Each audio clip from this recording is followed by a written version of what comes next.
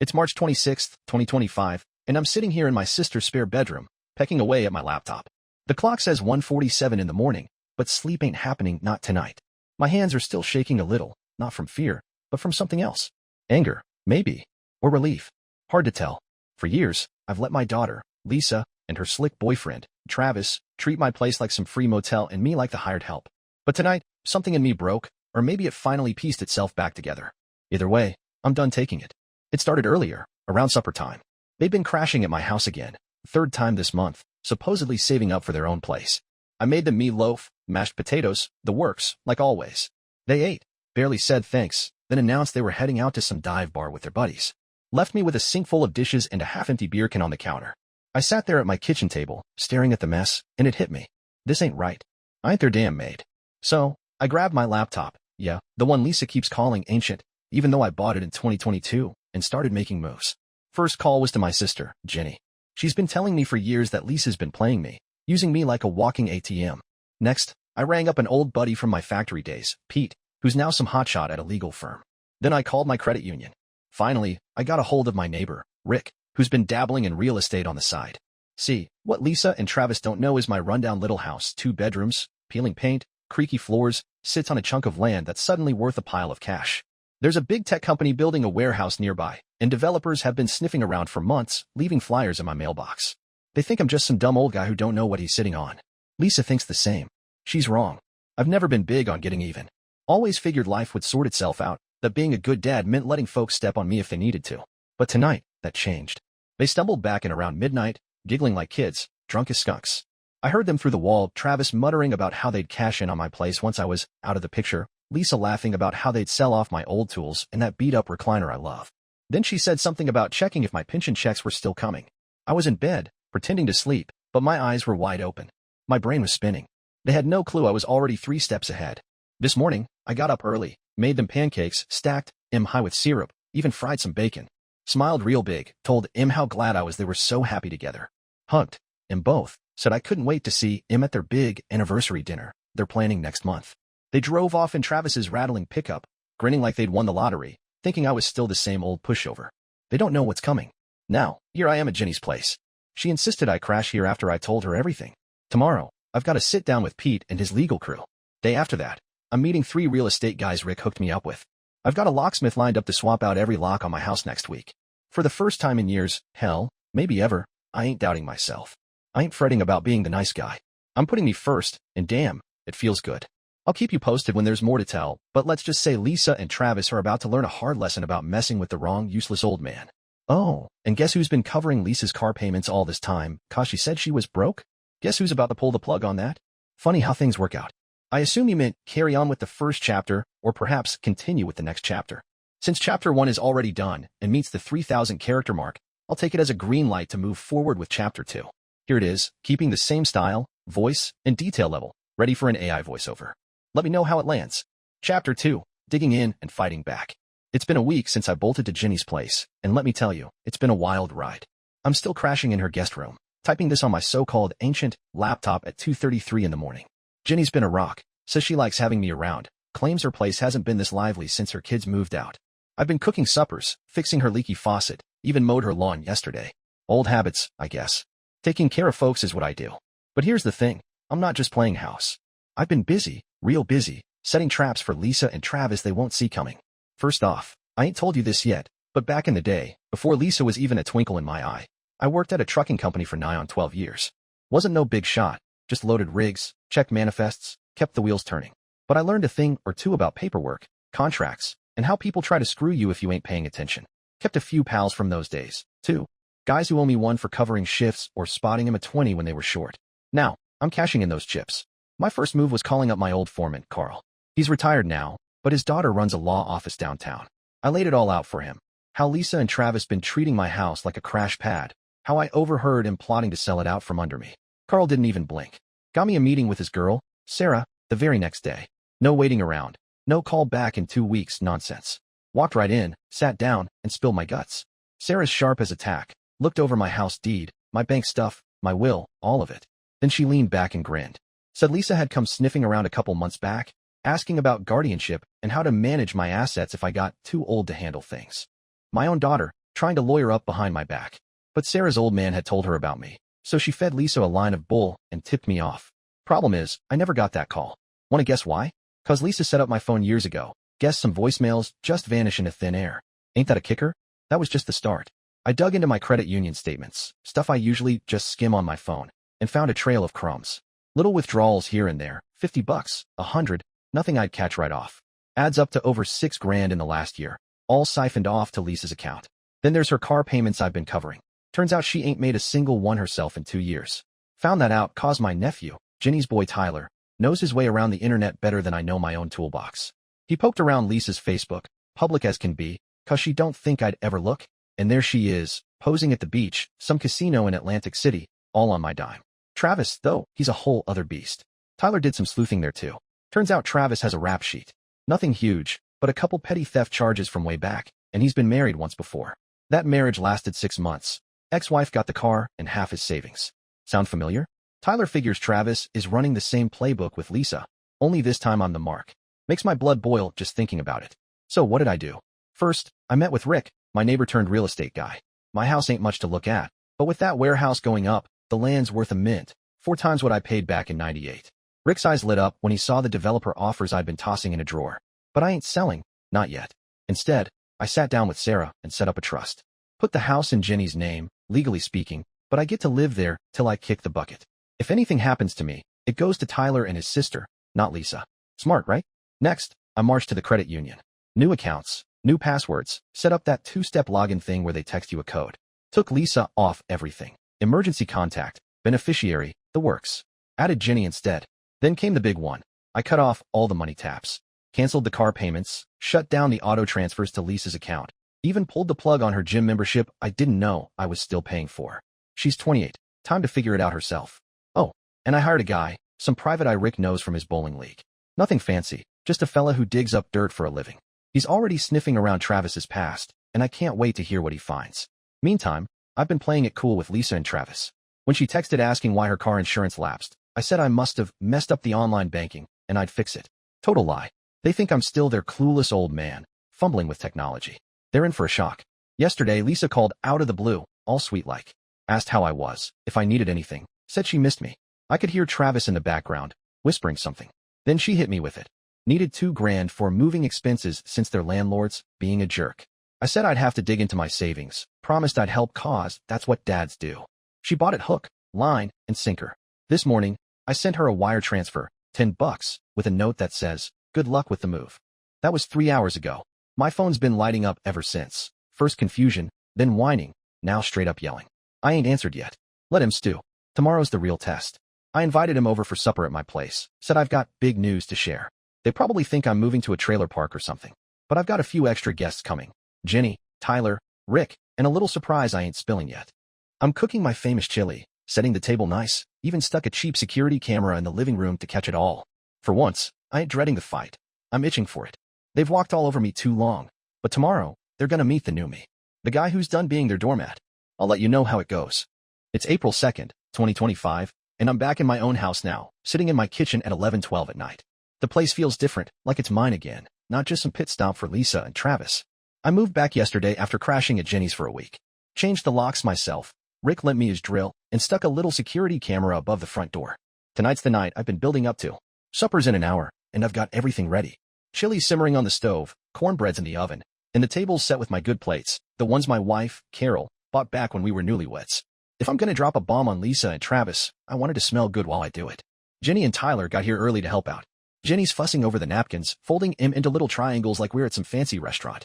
Tyler's fiddling with the camera, making sure it's angled just right. Rick's on his way. He texted he's bringing a 6-pack of beer to keep things civil. Yeah, right? I've got a wild card up my sleeve, too, but I'll get to that in a minute. For now, I'm just pacing, sipping coffee, trying to keep my nerves steady. My phone's been quiet all day. No text from Lisa since I sent that $10 transfer with the good luck note. Guess she's too mad to play nice now. I've been busy this week, tying up loose ends. Sarah, Carl's daughter, got the trust locked down tight. House is safe, out of Lisa's reach. The private eye, a gruff guy named Eddie, dropped off a report yesterday. Travis's past is uglier than I thought. 2 arrests for check fraud, a repoed car from 3 years back, and a string of ex-girlfriends he's stiffed for cash. Lisa's no angel either. Eddie found out she's been selling stuff online, Stuff that looks a lot like my old fishing gear and Carol's ceramic figurines I thought I'd lost in the garage. They've been picking my place clean every time they visit, and I was too dumb to notice. The credit union sorted, too. All my accounts are locked down, Lisa's name scrubbed off everything. I even called the car loan folks. Turns out she's 3 months behind, and since I co-signed way back when, they were about to come after me. Not anymore. I told M to repossess it. Let her figure that out.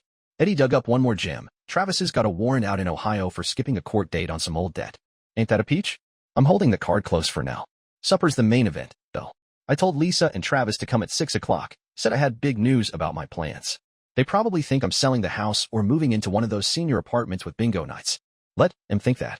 Jenny's in on it, says I should just lay it all out, no sugarcoating. Tyler's itching to see their faces when the hammer drops. Rick's just along for the ride, but he's got my back. Then there's the surprise guest, Travis's mom, Donna. Yeah, I tracked her down through Eddie. Lives an hour away. Hasn't seen Travis in years, cause he ghosted her after borrowing $5,000 he never paid back. She's mad as hell and ready to talk. I called her yesterday, told her what's been going on. She's bringing pictures, old letters, the works. Said she's been waiting for a chance to set him straight. The doorbell rings at 5:55, and my stomach does a flip. I wipe my hands on my jeans, take a deep breath, and open the door. There's Lisa, arms crossed, looking like she'd rather be anywhere else. Travis is behind her, smirking, wearing a wrinkled shirt that smells like cheap cologne. They see Jenny's car in the driveway and freeze. What's she doing here? Lisa snaps. I just smile, wave him in. Got a full house tonight, I say. Come on, chili's hot. Travis steps inside, eyeballing the place like he's sizing up what's left to take. Lisa follows, muttering something under her breath. They don't see Tyler in the corner or hear Rick's truck pulling up. And they sure don't know Donna's 5 minutes out. I shut the door behind him, lock it quiet-like, and think to myself, this is it. No turning back now. It's 6:15, and the kitchen's buzzing like a kicked-over beehive. Lisa and Travis are sitting at the table, picking at their chili like it's poisoned. Jenny's across from him, sipping a beer Rick brought, her eyes locked on Lisa like a hawk. Tyler's leaning against the counter, pretending to scroll his phone, but I know he's watching. Rick's at the head of the table, cracking open a can, playing peacemaker for now. The cornbread's going fast. Guess they're hungry even if they won't admit it. Then the doorbell rings again, and Lisa's head snaps up. Who else is coming? She asks, voice sharp. I shrug, casual as can be. Just one more. You'll see. I open the door, and there's Donna, short, wiry, with a face that's seen too many hard days. She's clutching a manila envelope, lips pressed tight. Hey, Donna, I say, loud enough for the kitchen to hear. Glad you made it. Travis chokes on his beer, coughing like he swallowed a fly. Mom? He sputters, half standing. Lisa's eyes dart between him, confused as hell. Donna don't even look at him yet, just nods at me and steps inside. Been a long time, Travis, she says, voice cold as ice. She sits down right next to Jenny, pulls out a stack of papers, and sets M on the table like a loaded gun. What's this about, Dad? Lisa demands, shoving her bowl away. I don't answer right off. Instead, I grab my own beer, take a long pull, and sit down at the other end of the table. Been meaning to talk to you too, I say, keeping my tone steady. Heard some things last week that didn't sit right. Thought we'd clear the air. Travis laughs, but it's nervous, forced. What things? You been listening to gossip or something? I lock eyes with him. Nah, Travis. Heard it straight from your mouth. You and Lisa, plotting to sell my house, pawn my stuff, leave me high and dry. The room goes quiet, except for the hum of the fridge. Lisa's face twists up. That's crazy. We never said that. I lean forward, resting my elbows on the table. Midnight, last week. You came home drunk, laughing about how you'd cash in once I was out of the way. Said my tools fetch a good price. Lisa even mentioned my pension. Her mouth opens, then shuts. Travis jumps in. You're hearing things, old man. We were just joking around. I shake my head. Ain't what the camera caught. Tyler holds up his phone. Got a clip from Jenny's security feed, time-stamped and all. Their voices, clear as day. Donna cuts in then, sliding a photo across the table. It's Travis, younger, standing next to her wrecked car. Remember this? She asks. You borrowed $5,000 to fix it, then disappeared. Left me with nothing. Travis squirms, but she ain't done. Heard you're pulling the same stunt here. Stealing from this man who's been good to you. Lisa glares at me. This is a setup. You're paranoid. I pull out Eddie's report, start reading. Lisa's online sales, Travis's warrant, the works. With every word, they shrink smaller. Then I drop the big one. House ain't mine no more. Put it in a trust with Jenny. You get nothing. Car's gone. Repo man's coming tomorrow. And Travis, Ohio wants a word with you. Donna nods. I called M this morning. Cops might be interested in where you're at. Travis goes white. Lisa slams her chair back, stands up. You're dead to me. She hisses, storming for the door. Travis follows, but not before Donna yells. You're still my son, but you're a damn fool. They're gone, tires squealing. The rest of us sit there, chili getting cold, but I feel lighter than I have in years. It's April 5th, and I'm out in my backyard, sipping coffee from my old thermos. Sun's just up, birds are chirping, and I'm trying to figure out how I feel about everything. Supper 2 nights ago flipped my world upside down, and the dust ain't settled yet. Lisa and Travis peeled out like bats out of hell, and my phone's been blowing up ever since. Text from Lisa, first begging, then cussing me out, then begging again. Travis called once, left a voicemail saying he's sorry and needs help. I ain't called back. Not yet. Word spreads fast in a small town. Rick told me yesterday the repo guy nabbed Lisa's car right out of her apartment lot. She was screaming at him from the balcony, barefoot in pajamas. Tyler says Travis got picked up by the sheriff this morning. Ohio warrant caught up with him. He's sitting in county lockup, no bail yet. Donna texted me after, said she ain't posting it. He's got to learn, she wrote. Can't argue with that. Jenny and Tyler stayed late that night, cleaning up the kitchen with me.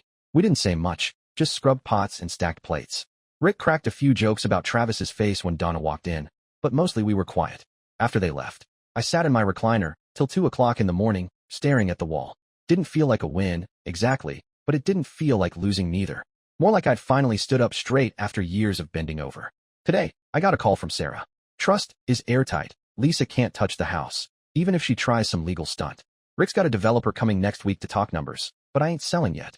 Might lease the land instead, let the cash roll in while I stay put. Eddie dropped by too, handed me a USB drive with more dirt. Lisa's been running a side hustle, forging rent receipts to scam her landlord. Explains why they're always short on cash. I stuck it in a drawer. Don't know if I'll use it, but it's there. Phone buzzes again.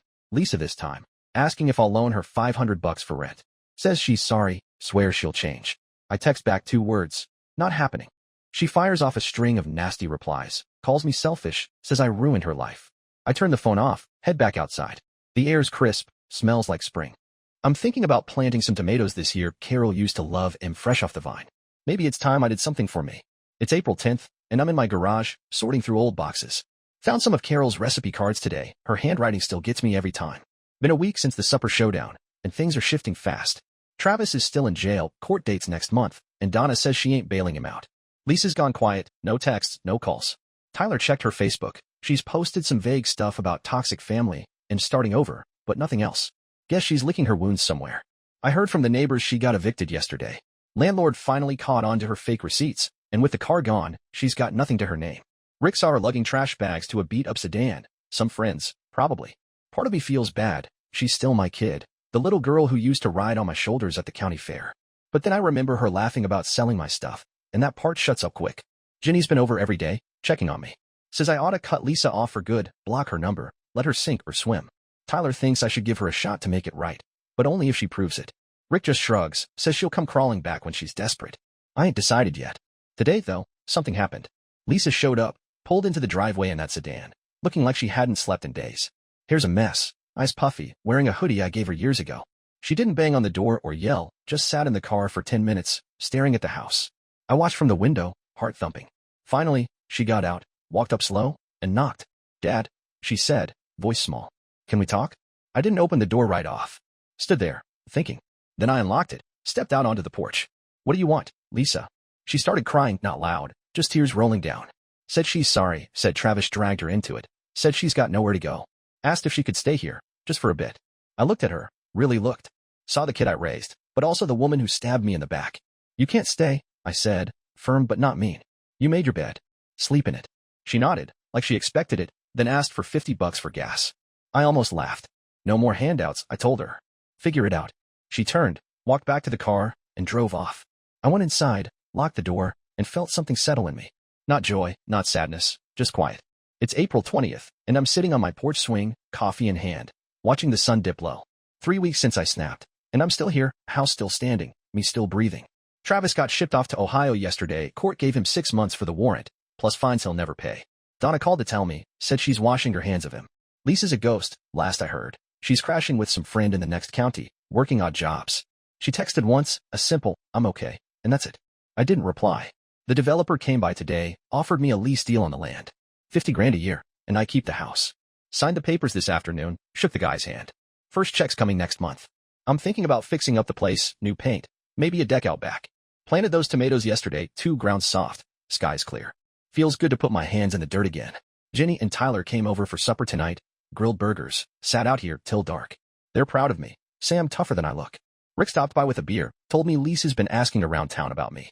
Says she might try coming back. I just nodded. If she does, she'll find a locked door and a man who ain't budging. I ain't her safety net no more. Looking back, I don't know if I'd call this revenge. Ain't sweet like folks say, just feels like waking up. I catch myself in the mirror sometimes, gray hair, lines on my face, and I don't flinch. This morning, I stood there a full minute, staring at the guy looking back. Same old me, but different. Stronger, maybe. Lisa and Travis thought they'd bury me, but I'm the one still standing. And for the first time in forever, that's enough.